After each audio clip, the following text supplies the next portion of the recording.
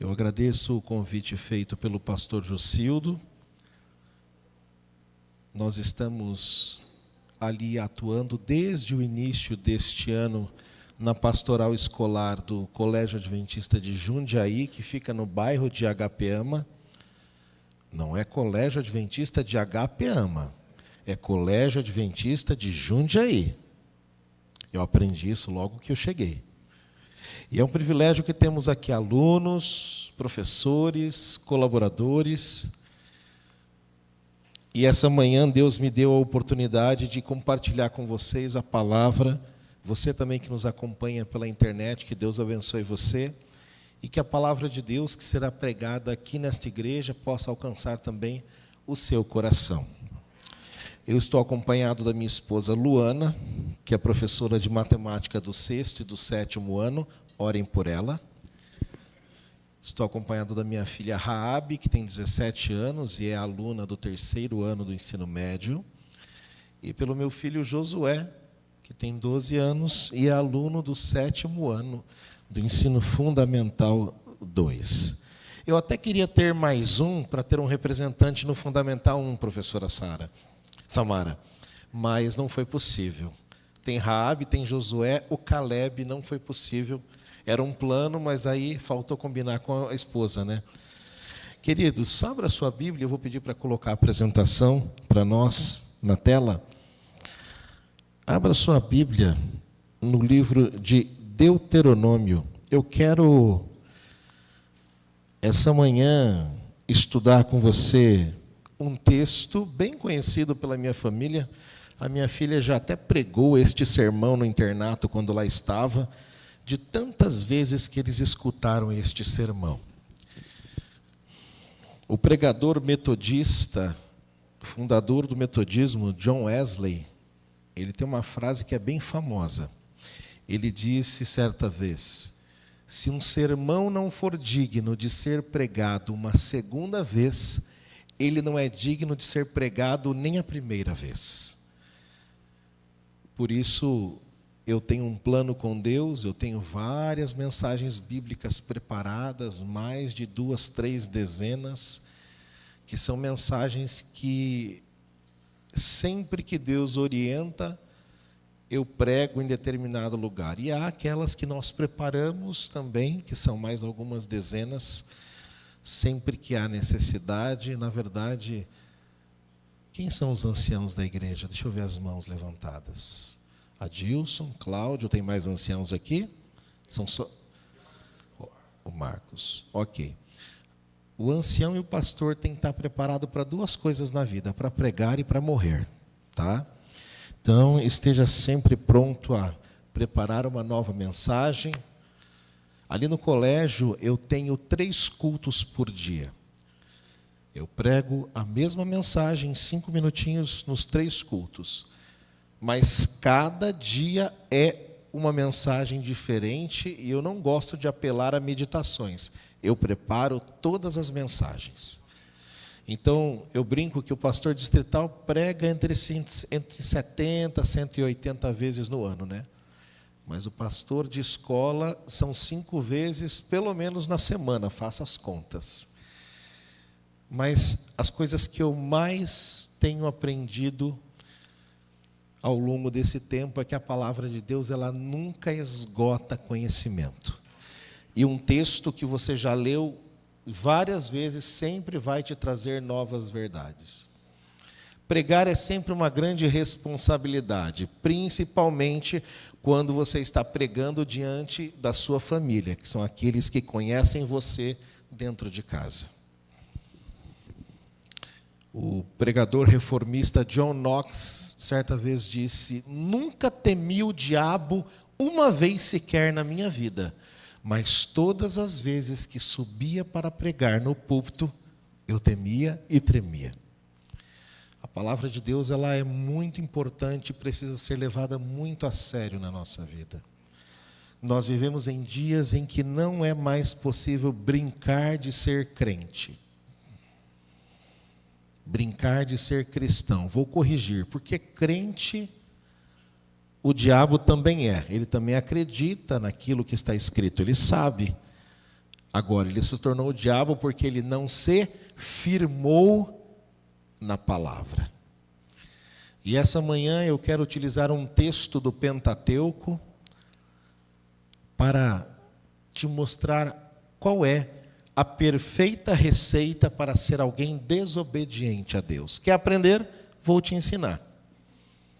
Hoje nós vamos aprender sobre a perfeita desobediência. Abra sua Bíblia no livro de Deuteronômio, capítulo 25. Sabe que o Pentateuco, ele é formado pelos 5 primeiros livros de Moisés. Moisés, ele escreveu esses 5 primeiros livros, Penta 5, Teukos rolos, portanto, poderia ser chamado de os 5 rolos, os 5 pergaminhos. Esses são os nomes que nós damos na Bíblia em português, mas os títulos originais dos livros do Pentateuco, os 5 primeiros livros de Moisés, são outros. Por exemplo, era muito comum na antiguidade, não só livros da Bíblia, mas livros em geral, receberem como título as primeiras palavras do livro. Por exemplo, o livro de Gênesis, na verdade, ele tem como título original Bereshit, que significa no princípio. Lá em hebraico você encontra a terminologia, a expressão Bereshit bara Elohim et hashamai ve'et haaretz. No princípio criou Deus os céus e a... Por isso o livro se chama Bereshit, no princípio. O livro de Êxodo, ele leva o título de Shemot. Shemot em hebraico significa nomes. E se você der uma olhadinha no primeiro capítulo, no primeiro verso de Êxodo, lá vai dizer, estes são os nomes. O livro de Levítico tem como título Vaikra. Vaikra em hebraico significa ou então ele quem? Deus. Ele chamou, então ele chamou. É uma expressão hebraica que também é utilizada no primeiro capítulo, no primeiro verso do livro. Quando nós vamos para o livro de Números, o nome original é Bemidbar, que significa no deserto. E, finalmente, o livro de Deuteronômio tem como título original Devarim, palavras. Porque no capítulo 1, no verso 1 de Deuteronômio, você começa lendo, estas são as palavras, enfim. Só uma curiosidade para você, essa era uma prática comum na antiguidade, dar o título a um livro a partir das suas primeiras palavras. Vamos, então, ao livro de Deuteronômio, capítulo 25.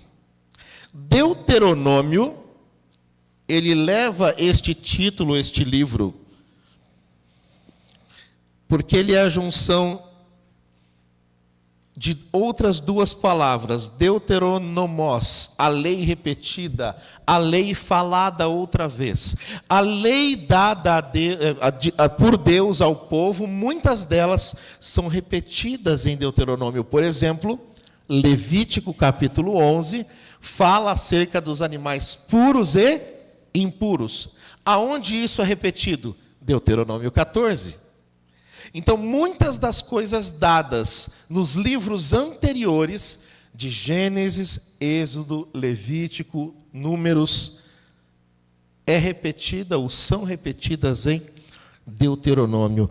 E aqui nós encontramos capítulo 17, Deuteronômio capítulo 17, abra sua Bíblia, nós vamos ler juntos este texto. Deuteronômio capítulo 17, nós temos Deus falando ao povo através de Moisés, com exceção do último capítulo, que foi escrito por Josué, porque Moisés havia morrido. Moisés escreveu todo o resto do conteúdo, só o finalzinho ali, que não de Deuteronômio, mas o resto do conteúdo deste e dos outros 4 livros foram escritos por Moisés. E se você abre em Deuteronômio 25... Você tem, por exemplo, o capítulo comentando sobre a pena, a punição de açoites. Se você continua lendo, você vai ver sobre a lei do levirato. Quando um homem morria, o seu irmão deveria se casar com a sua esposa, a esposa do falecido, para que a família continuasse tendo descendência, posse da terra e uma série de coisas. No verso 13, você tem a explicação a respeito dos pesos, das medidas serem justos e corretos. Mas, quando nós encontramos o finalzinho do capítulo 25, nós encontramos Deus através de Moisés, e nós já vamos orar e ler, relembrando um acontecimento, não uma lei. Deus, ele usa Moisés para relembrar ao povo a respeito de um fato que havia ocorrido no passado. Feche os olhos, vamos orar nesse momento. Senhor, muito obrigado pelo poder da Tua palavra. Por favor, abençoa a nossa leitura e nos ajuda a sair daqui melhor do que aqui chegamos. Que a nossa voz se cale e ouçamos apenas a Tua, em nome de Jesus. Amém. Deuteronômio 25, versos 17, 18 e 19.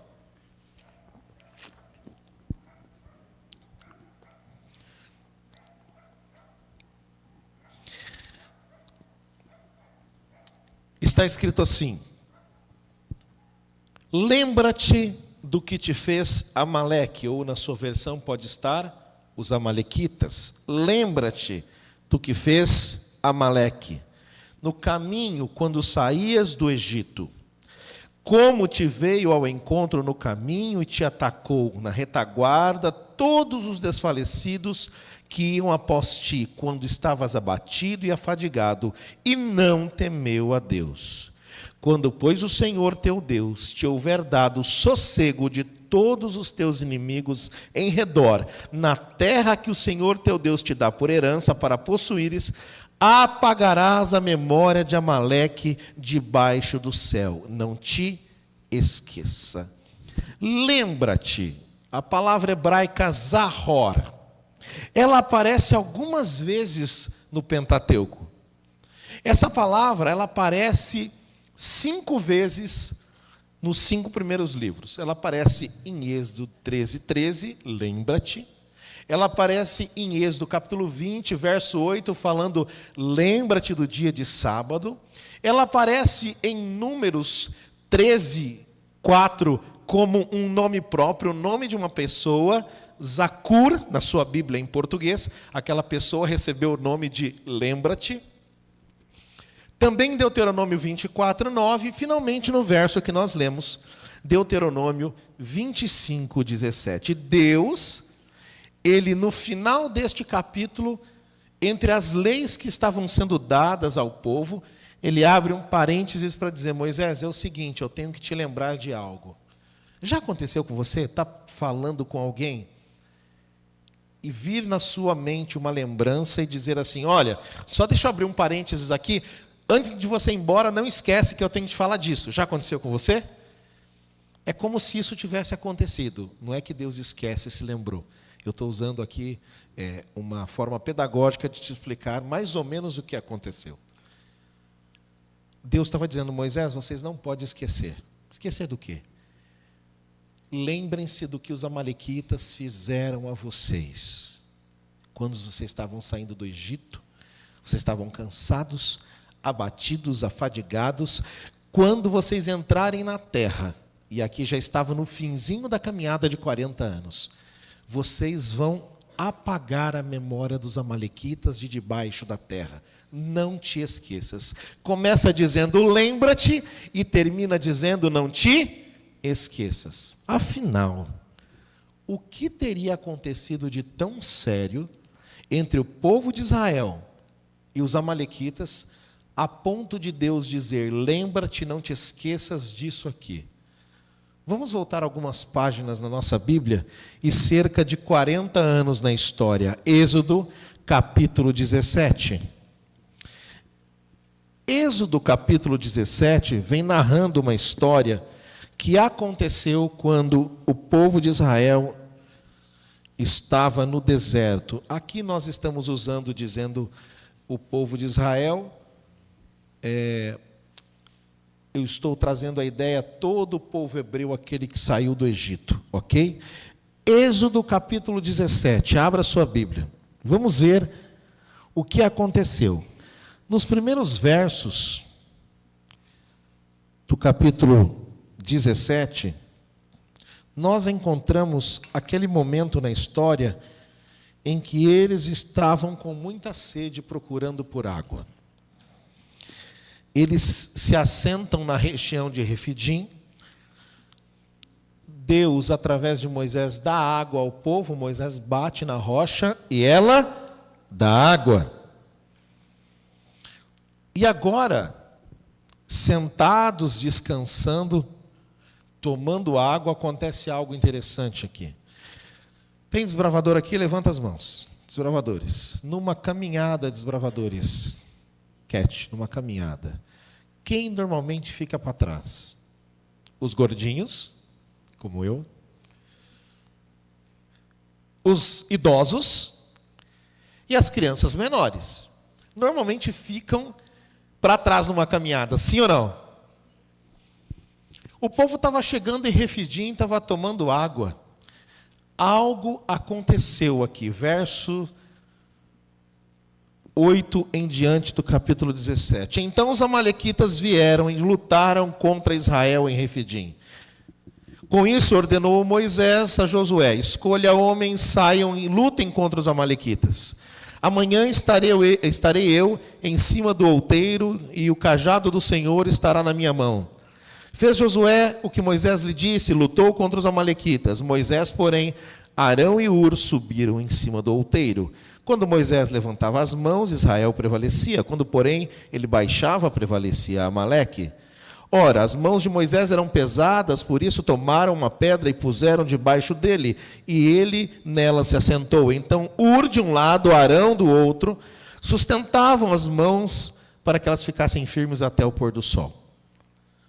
E Josué desbaratou, expulsou os amalequitas e o seu povo a fio de espada. Então, verso 14, disse o Senhor a Moisés: escreve isto para memória num livro, repete a Josué, porque eu quem, queridos? O Senhor, Deus, eu hei de riscar totalmente a memória dos amalequitas de debaixo do céu. E Moisés edificou um altar e lhe chamou: o Senhor é a minha bandeira, Jeová Nissi. E disse: porquanto o Senhor jurou haverá guerra do Senhor contra os amalequitas de geração em geração. Isso não é relatado aqui no evento de Êxodo.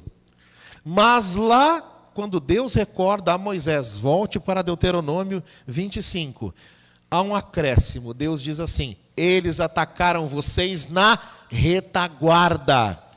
Eles atacaram por trás. Queridos, até na guerra existe ética. Você se lembra que quando os filisteus quiseram atacar o povo de Israel, levantaram um guerreiro, Golias, para lutar com um guerreiro do povo de Israel.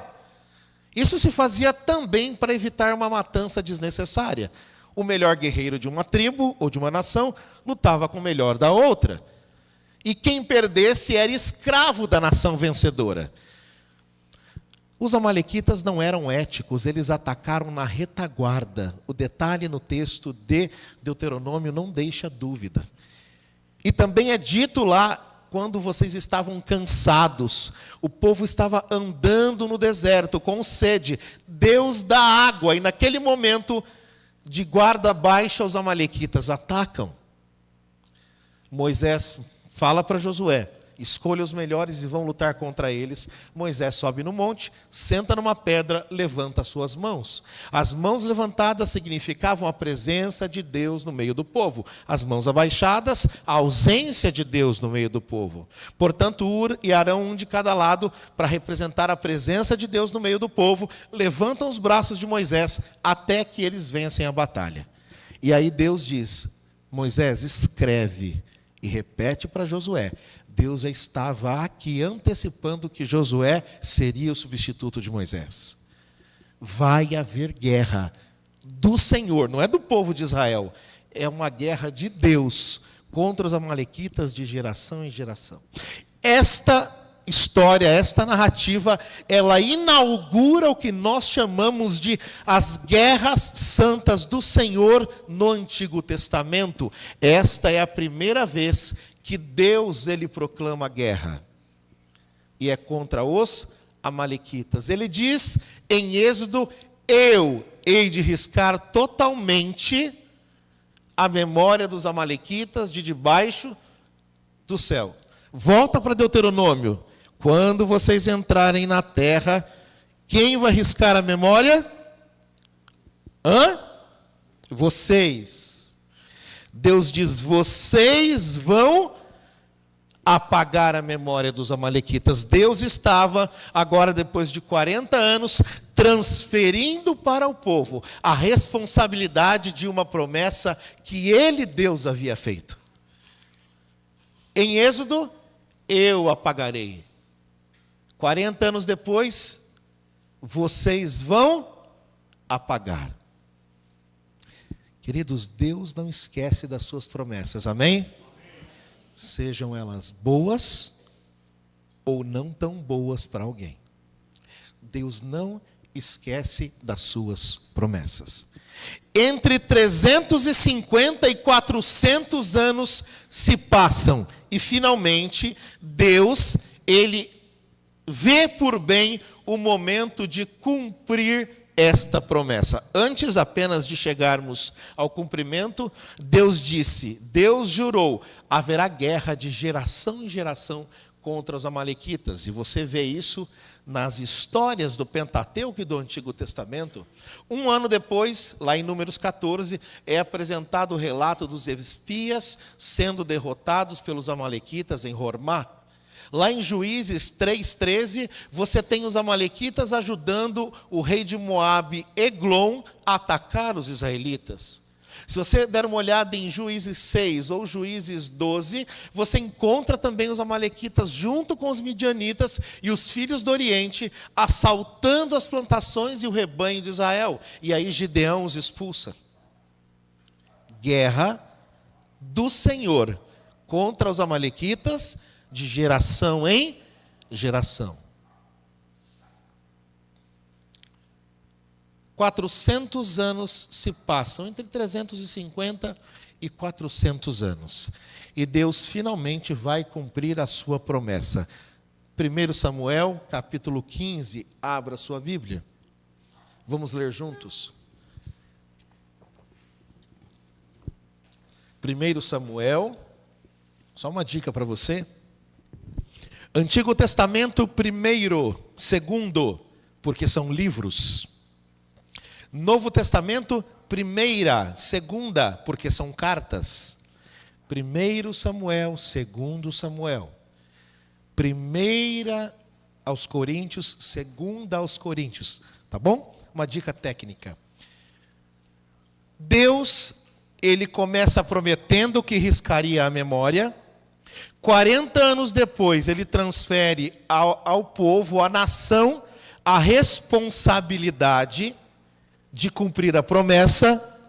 E, finalmente, agora, a responsabilidade é colocada sobre um homem. Nós estamos falando de quem?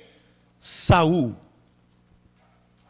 O povo vivia muito bem, o melhor possível na teocracia. Deus era o rei. Deus instituiu depois o período dos juízes, onde homens e mulheres, como Lameque, Sansão, Débora, deveriam fazer o quê? Cuidar das questões e julgar o povo. Mas qualquer semelhança não é mera coincidência. O povo de Deus começou a olhar para a grama do vizinho e pensou que era mais verde do que a grama deles. Eles olhavam para as nações pagãs, queremos um rei. Eles têm rei, por que a gente não tem rei? A gente quer um rei, a gente quer um rei. Cuidado com o que você pede para Deus. Cuidado com o que você pede. Às vezes o que eu peço para Deus, eu acho que é bênção, mas pode ser uma maldição disfarçada. Deus encontra um bom homem, um homem fiel, da tribo de Benjamim. O seu nome é Saul. O significado do nome de Saul é desejado. E finalmente, Saul se torna o tão desejado rei do povo de Israel. 1 Samuel capítulo 15, vamos ler. Deus promete, 40 anos depois ele transfere para a nação a responsabilidade, 400 anos depois ele se utiliza de um instrumento. Nós estamos saindo do maior para o menor, do macro para o micro. Disse Samuel a Saul: o Senhor me enviou para te ungir rei sobre Israel. Atenta, pois, agora às palavras do Senhor. Assim diz o Senhor: castigarei Amaleque pelo que fez a Israel. Relembrando o êxodo que nós lemos agora. Ter-se o colocado em oposição no caminho quando subia do Egito. Lembrando o Deuteronômio. Verso 3. Vai, pois, agora, fere aos amalequitas e destrói totalmente tudo que tiverem. Não poupe nada. Matarás homem, mulher, meninos e crianças de peito, boi, ovelhas e camelos. Professora Samara, você já pensou que Deus sanguinário? Se tiver alguma mulher grávida, é para fazer o quê? Mata a mulher e o bebê. Talvez você também já tenha cometido esse equívoco como eu cometi. De olharmos para o Antigo Testamento e acharmos que o Deus do Antigo Testamento é o mesmo, não é o mesmo Deus apresentado no Novo Testamento. Nós olhamos para Jesus bondoso, gracioso, misericordioso, e muitos evangélicos fazem isso e dizem: não há graça no Antigo Testamento.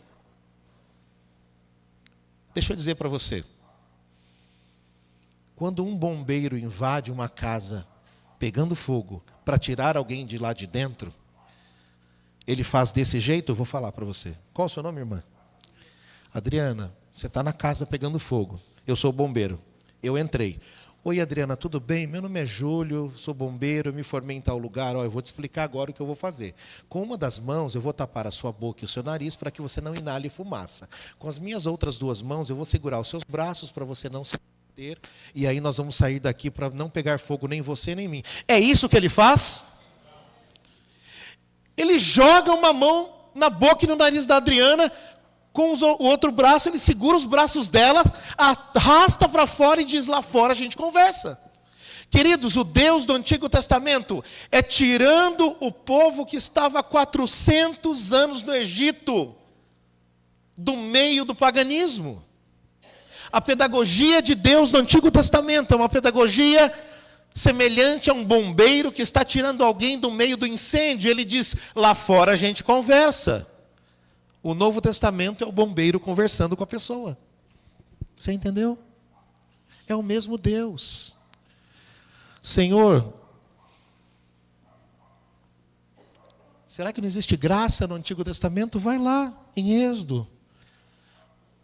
Quando Moisés fala: Senhor, mostra-me tua glória, e tudo é apresentado, e não é Moisés que fala, é o próprio Deus. Muita gente confunde isso. O próprio Deus declara sobre si: Senhor, Senhor, bondoso, misericordioso, tardio em irar-se, grande em graça, em misericórdia. Quer mais graça do que isso no Antigo Testamento?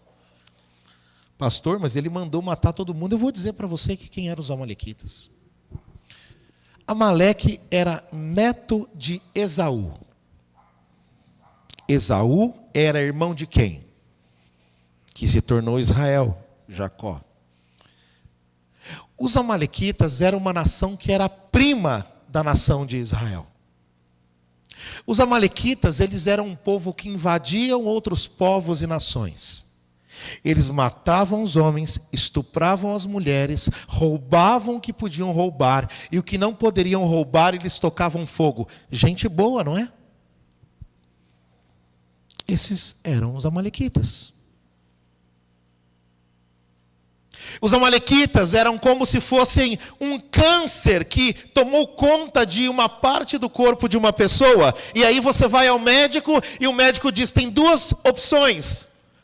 Ou você faz uma amputação, ou a gente retira esta parte do corpo, e a chance de sobrevivência é muito grande, ou você fica, não amputa, não tira, mas pode dar metástase. Qual seria a sua opção? Amputa?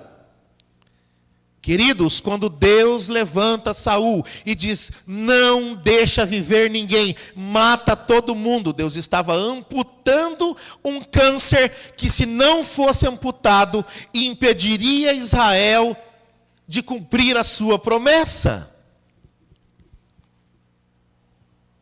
Eu não sei se tinha gente boa, gente inocente, se bem que a Bíblia diz que ninguém é inocente e ninguém é bom. Mas eu não sei se tinha ou não gente boa entre os amalequitas, mas deixa eu te dizer uma coisa. Se alguém ali morreu inocente, a morte diante de Saul não significa a morte eterna ou a perdição.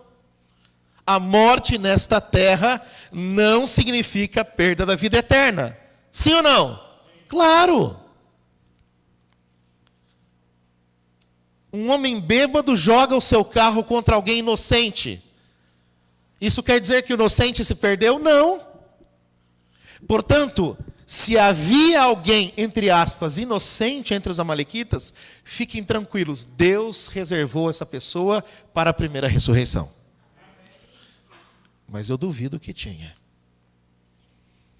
Pastor, até os bebês de colo, as crianças de peito, Deus sabia que aquelas meninas, aqueles bebês do sexo feminino, se tornariam mulheres que levariam pessoas, homens do povo de Israel, à idolatria. Deus sabia que aqueles meninos de peito se tornariam guerreiros poderosos, que atacariam no futuro a nação de Israel. Deus estava amputando um câncer para que o povo sobrevivesse. Deus estava amputando o pé para que o corpo sobrevivesse. Vai e destrua totalmente. Esse termo, destrói totalmente, literalmente, ele deveria ser traduzido como algo assim, separa para destruição. Deus, ele separa algumas coisas para ele, para a glória dele.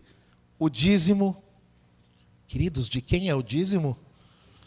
Ai daquele que usa o recurso de Deus, você viu, provar e vede, para si mesmo. Ai daquele. Deus separa o sábado de quem é este dia? Dele. Deus separa também algumas coisas para destruição. Por exemplo, quando o povo de Israel invadiu a cidade, Acã pegou uma capa babilônica que havia sido separada para destruição. Deus disse, não levem espólios, não peguem nada, destruam tudo. Acã levou uma capa. Aquela capa era de quem? De Deus. Não para sua glória, mas para ser destruído. Deus separou animais imundos para que nós não comamos. Ele disse, eu estou separando, não comam. Tudo pertence a Deus. Salmo 24. O mundo, todos que nele habitam, pertencem a quem? A Deus. Saul foi, vamos continuar a leitura. Saul foi. Verso 4. Saul convocou o povo e os contou em Telaim. 200.000 homens de pé e 10.000 homens de Judá. 200.000 homens de onde? De Israel. Por que diz 10.000 homens de Judá? Vocês lembram que havia separação dos reinos? Reino do sul e reino do norte. Uma das funções do rei era tentar unificar o povo. Também. Então aqui, guarde este número. Existem 200.000 soldados de Israel com Saul. E existem 10.000 homens de Judá. Certo? 210.000 homens. Chegando, pois, Saul à cidade de Amaleque, pôs emboscada no vale. E disse aos queneus: vão, se retirem, saiam do meio dos amalequitas, para que eu não vos destrua, juntamente com eles, porque vocês usaram de misericórdia para com todos os filhos de Israel, quando subiram do Egito. Assim os queneus se retiraram e saíram do meio dos amalequitas. Os queneus eram outro povo que havia sido misericordioso com os israelitas. Então ali, veja, Deus ele se lembra tanto do bem quanto do mal. Os amalequitas haviam feito o quê? O mal. E os queneus? O bem. Vocês que são queneus, saiam do meio dos amalequitas. Saiam daqui para não serem destruídos com eles. Deus todo dia está dizendo: abandone o pecado, porque um dia o pecado vai ser destruído. E tem gente que, como os queneus, fazem diferente dos queneus. Não abandonam o pecado, querem morrer abraçado com ele. Queridos, Deus não vai destruir seres humanos. Deus vai destruir o pecado. Morrerão junto com o pecado aqueles que não quiserem soltar o braço do pecado. Os queneus saíram. Vamos ler. Verso 7. Então feriu Saul aos amalequitas desde Avilá até chegar a Sur, que está na frente do Egito. Que bênção, né? Saul cumpriu a vontade de Deus. Amém? Misericórdia. Misericórdia. Mas você está perdoado porque eu fiz pegadinha, né? É igual aquela que dizem, né? El, quem matou Caim? A pessoa responde, Abel. Não, é o contrário. Queridos, verso 8 diz: depois de ir com 210.000 homens contra os amalequitas, Saul deixou vivo Agag, rei dos amalequitas, porém a todo o povo destruiu a fio de espada. Na língua portuguesa, nós chamamos isso aqui de aposto, né, professoras? Agag, vírgula, rei dos amalequitas, vírgula. O texto está explicando quem era Agag. Propositalmente está dizendo: o rei dos amalequitas foi deixado vivo, mas todo o restante foi destruído. Deixa eu te dizer uma coisa: se havia alguém que era o primeiro que deveria ter morrido, era Agag. Agag era rei dos amalequitas, ele representava o mal do povo. Uma igreja, uma empresa, uma família nunca vão além dos seus líderes.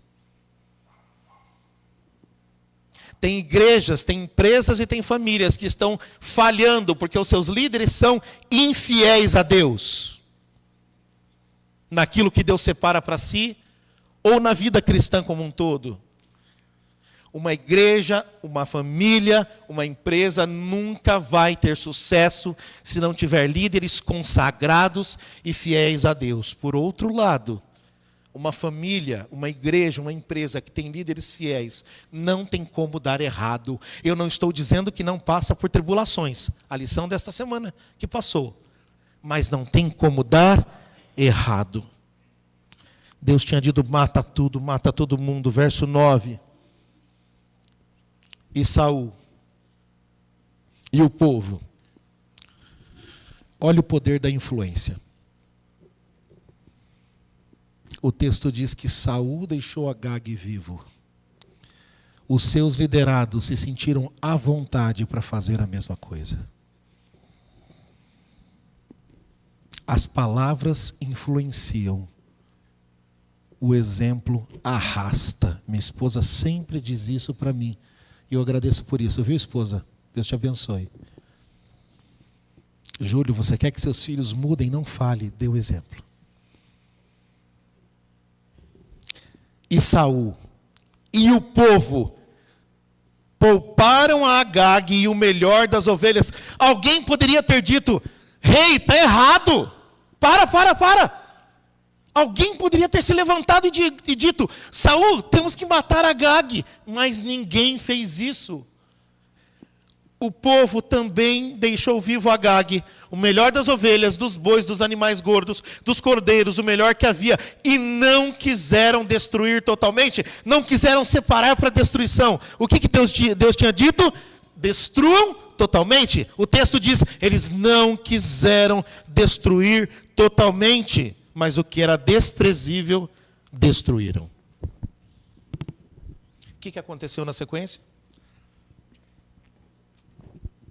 A palavra do Senhor veio a Samuel.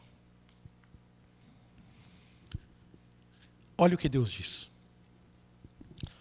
Samuel, eu me arrependo de haver constituído rei a Saul, porque ele deixou de me seguir e não executou as minhas palavras. Então Samuel se contristou toda a noite e clamou ao Senhor. Deixa eu só corrigir uma coisa importante aqui. Na Bíblia, quando diz que Deus se arrepende, não tem nada a ver com arrependimento humano. Quando um ser humano se arrepende, fala assim, fiz bobagem, errei, falei o que não devia. Não é assim que a gente faz? A melhor tradução para esse texto seria, pesou no coração de Deus. Deus ficou extremamente triste de haver constituído Saul rei. Por quê? Porque Saul poderia ter feito o que era correto e escolheu não fazer. Pesou no coração de Deus. Deus se arrependeu de ter feito o ser humano. Gênesis. Por quê? Porque o ser humano poderia ter seguido o caminho correto e não o fez. Entenderam? Isso é dizer que Deus se arrependeu. É importante a gente entender o que isso significa na língua e na cultura e do pensamento hebraico. Por que Deus se arrependeu? Porque Saul não executou as minhas palavras. Guarde bem isso. Samuel agora, depois de clamar a noite toda, verso 12, diz que ele madrugou, saiu para encontrar a Saul, tinha que dar a notícia. Você não é mais rei. Pela manhã ele chega e alguém, vou trazer para os nossos dias, alguém diz assim, e aí Samuel, como é que você está? Eu não estou muito bem não, queria falar com Saul, rei. E Samuel, ele não está aqui não, não está? Verso 12, ele já chegou lá no Monte Carmelo, passou e desceu a Gilgal, e Samuel pergunta, mas e aí, o que ele foi fazer lá? Ah, você não sabe? Ele venceu os amalequitas e foi fazer uma estátua em sua própria homenagem. Queridos, o pecado cega tanto a gente, que você pode estar tendo certeza que está fazendo a vontade de Deus, e você está seguindo o inimigo de Deus. O pecado cega tanto o ser humano, que você pode ter convicção que aquele ato, aquele emprego, aquele namoro, aquele casamento foi guiado por Deus, quando na verdade não foi Deus que colocou a mão sobre aquilo.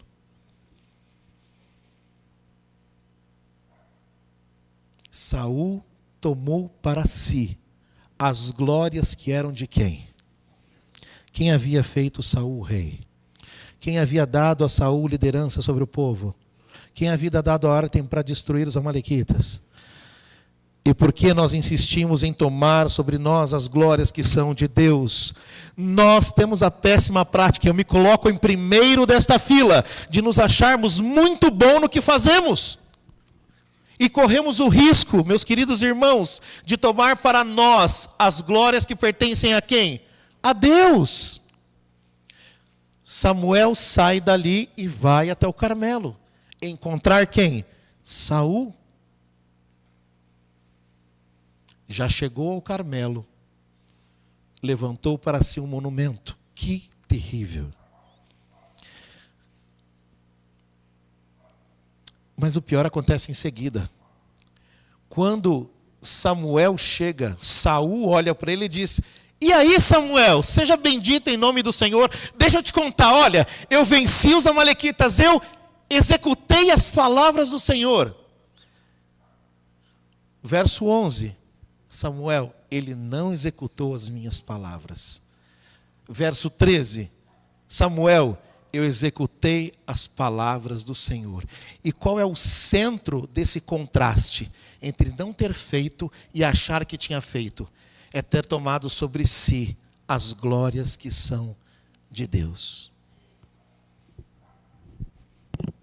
Sabe o que aconteceu com Saul? Ele se assentou no trono do seu coração. E disse assim: Deus mandou matar todos os amalequitas, mas eu acho. Deus mandou matar todos os animais, mas eu acho.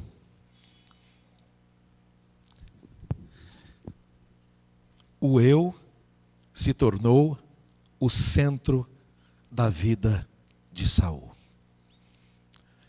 O Deus da vida de Saul não era mais Deus, mas era eu. Será que Deus tem tanto prazer em holocaustos e em sacrifícios quanto em que se obedeça a sua palavra? Foi o que Saul disse. Samuel disse para Saul: obediência é melhor do que sacrifício. Submissão é melhor do que gordura de carneiros. Queridos, em termos de obediência, Deus, ele é radical. Ou é 8 ou é 80. Ou você é um obediente servo de Deus, ou você é o pior dos desobedientes. Saul fez tudo, matou todo mundo, com exceção de Agag, uma família, ele, os filhos, porque certamente ele não mataria os filhos de Agag, a família de Agag deixou eles vivos também, e matou o resto, 99,9% de obediência. Sabe o que isso é para Deus? 100% de desobediência. Eu posso até vir ao culto, até devolver o dízimo, até guardar o sábado, ser vegetariano. E isso está sendo apenas oferta de holocaustos e gordura de carneiros. Se a mola propulsora da minha obediência não é o amor a Deus. Pois a rebeldia é como o pecado de feitiçaria, e a arrogância é como o mal da idolatria. Deixa eu te dizer uma coisa. Alguns disseram por aí para você a inverdade de que pecado é tudo igual. De que não tem pecadinho e pecadão. Biblicamente isso não se sustenta. O próprio Jesus disse que tem pecados que são para a morte. Então tem pecados que não são para a morte. O resultado é o mesmo. Pecou, não se arrependeu, perde a vida eterna. Mas é diferente, matar um ser humano e matar um gato. Ambos são pecado, mas eu não serei preso, ou não por tanto tempo, por matar um animal, quanto serei por matar um ser humano. É diferente cometer adultério na mente, ou cometer adultério de fato, é diferente. E Ellen White, ela comenta no livro dela, que existem pecados, é o caminho a Cristo, se eu não me engano. Existem pecados que são especialmente ofensivos para Deus. E logo nós pensamos nos pecados da carne. Sabe quais são? Arrogância, presunção, prepotência. Porque esses são pecados que fazem a mim e a você tirarmos Deus do centro da nossa vida e transformar a nós mesmos como centro, como Deus. Veja, os detalhes, tem um ditado popular que diz: o diabo está nos detalhes. Saul não tinha mais o Deus de Israel como seu Deus. Pastor, como você afirma isso? Porque está no texto. Repetição na mentalidade hebraica tinha a intenção de enfatizar algo importante. Por 3 vezes no capítulo, versos 15, 21 e 30, quando vai falar do Senhor, Saul não diz o nosso Deus, ou meu Deus. Ele diz: Samuel, ele é o teu Deus. Não é meu, não é nosso, ele é o teu Deus. para sacrificar ao Senhor teu Deus, para oferecer ao Senhor teu Deus, para adorar ao Senhor teu Deus. Sabe quem era o Deus de Saul, perdão? Nós batemos no peito e dizemos: somos adventistas do sétimo dia, guardamos a lei de Deus, não quebramos os mandamentos, mas todas as vezes que eu substituo o assim diz o Senhor, Bíblia, espírito de profecia, pelo eu acho, eu estou tirando Deus do centro da coisa, do trono. E sabe quem está se assentando? Eu mesmo. Não terá outros deuses diante de mim, diz o Senhor. E eu completo. Falo eu, não o Senhor. Nem que seja você mesmo. Trocar o que está revelado pela sua vontade é colocar a si mesmo no centro do trono como Deus. Foi exatamente o que Saul fez. E, queridos, não tinha sido a primeira vez que Saul tinha pisado na bola. Se você der uma olhada nos capítulos 13 e 14 de 1 Samuel, você vai ver que quando ele começou como rei, ele tinha 300 mil homens e não 200. Ele tinha 30 mil de Judá e não 10 mil. Saul já havia perdido antes dessa batalha 100 mil homens dos seus e 200 mil de Judá. Sabe por quê? Porque as pessoas sabem quando a liderança é para Deus ou é um projeto pessoal de poder. As pessoas sabem. Fica claro. Uns tinham morrido, mas muitos tinham deserdado. Ele já tinha perdido 120 mil homens. 1/3 dos seus e 2/3 dos de Judá. Por quê? Porque ele estava servindo a si mesmo. Eu quero encerrar aqui. 12:00. Você me dá 5 minutos? Posso encerrar? Nós já poderíamos ir embora, que eu tenho certeza que eu, primeiro da fila, e você teríamos aprendido grandes lições. Mas eu quero te mostrar algo que a Bíblia deixa talvez não tão claro. Quando a gente vai para o livro de Esther, nós temos a história de Mordecai e Amã, certo? Você já deve ter ouvido Mardoqueu, mas Mordecai é a melhor tradução. Mordecai, ele era primo de Esther, não tio, primo. E havia criado essa prima, e você sabe, ela se torna rainha. E por uma birra pessoal contra Amã, contra Mordecai, Amã engana o rei Assuero e faz ele criar uma lei contra os judeus. E no 13º dia do 12º mês, o que deveria acontecer? Morte aos judeus. Esther descobre, intercede junto ao rei. Amã, ele é, como se diz, desmascarado. E ele morre. E os judeus recebem autorização. A lei não é revogada, porque a lei de Medos e Persas não poderia ser alterada nem pelo próprio rei, mas eles recebem autorização para se defender. Se você ler o Grande Conflito, você vai ver que Ellen White diz que nenhum judeu morreu naquele dia. E ela diz que no tempo do fim, do mesmo jeito que anjos de Deus se colocaram entre os perseguidos e os perseguidores, no tempo do fim assim será. Anjos de Deus se colocarão entre os perseguidos e os perseguidores. Tanto que, após o fechamento da porta da graça, com exceção de morte natural, não haverá morte de um justo sequer. A morte do justo serve para produzir testemunho. Após o fechamento da porta da graça, não tem mais necessidade disso, porque tudo está definido. Deus recolherá muitos que não suportarão, mas não haverá uma morte sequer de justo por perseguição ou assassinato. Pastor, mas o que isso tem a ver com a gente? Poupou, verso 8. Poupou a Agag, vírgula, rei dos Amalequitas. Lá em Esther 2:5, você descobre que Mordecai era descendente da mesma tribo de Saul, a tribo de Benjamim. E lá em Esther 3:10 é dito que Agag era descendente, sabe de quem? De Amaleque. E por 5 vezes,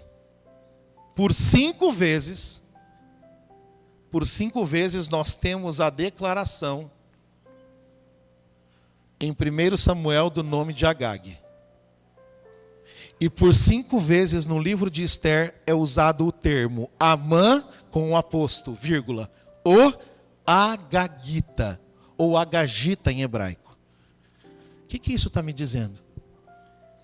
Está dizendo que se Saul tivesse sido fiel a Deus, Agag nunca teria nascido. Perdão, Amã. Se Agag e sua família tivessem sido mortos, Amã nunca teria existido.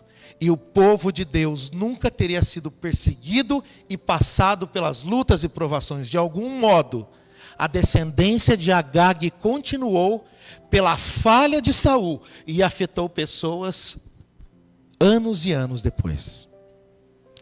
As minhas decisões, para o bem ou para o mal, nunca afetam somente a mim. Sempre vão afetar a mim, a minha família e a minha comunidade de fé. Por um dia, um mês, um ano ou décadas.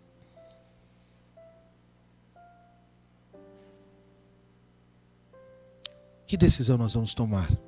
Não só hoje. Que decisão nós vamos tomar? Pode deixar sem a música, por favor, obrigado. Que decisão nós vamos tomar a cada dia? Pode deixar sem a música, obrigado. Quando você for, hoje não fala mais assinar um cheque, né? Mas é fazer um Pix. Não é assim? Que decisão você vai tomar na hora de fazer um Pix?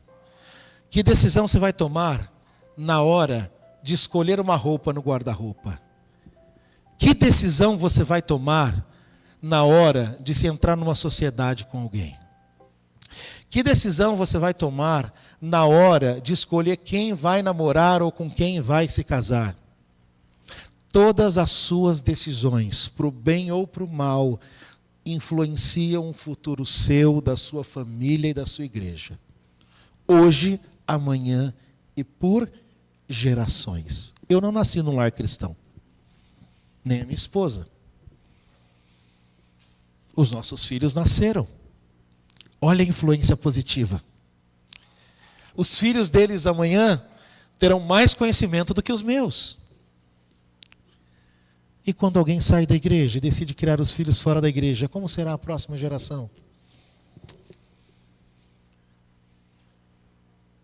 Eu queria fazer um apelo para você, porque um sermão sem apelo é palestra, e eu vim aqui fazer um sermão, não uma palestra.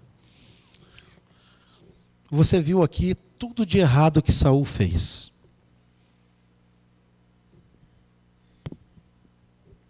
A influência negativa para o futuro.